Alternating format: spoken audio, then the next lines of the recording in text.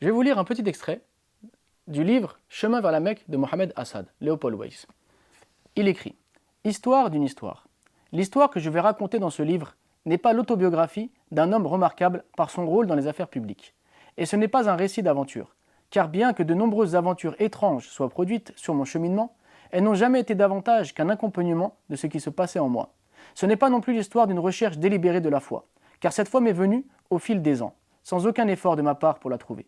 Mon histoire est tout simplement celle de la découverte de l'islam par un Européen et de son intégration au sein de la communauté musulmane. » Donc, ce livre, qui est le récit de la conversion ou bien du cheminement de Léopold Weiss, ce juif orthodoxe qui est entré dans l'islam et qui a voyagé à travers le monde musulman, est vraiment très très intéressant.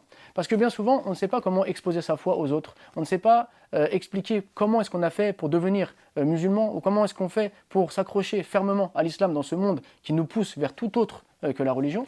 Et à travers ce témoignage, on va donc comprendre comment un homme, au fil de ses réflexions, au fil de sa vie, va pouvoir devenir musulman. Et donc il explique dans son introduction que c'est à travers ce récit qu'il va essayer de faire comprendre aux Occidentaux qu'est-ce que l'islam et pourquoi est-ce qu'il a embrassé l'islam, et espérer en fait pouvoir finalement enlever un peu tous les préjugés qu'ils peuvent avoir en découvrant sa vie. Et ce qui est très riche dans cela, c'est qu'il arrive dans une période, on va dire, de l'histoire qui est extrêmement animée, puisqu'il y a la guerre mondiale, puisqu'il y a la colonisation, puisqu'il y a le problème en Palestine, puisqu'il y a le problème en Inde et la création du Pakistan.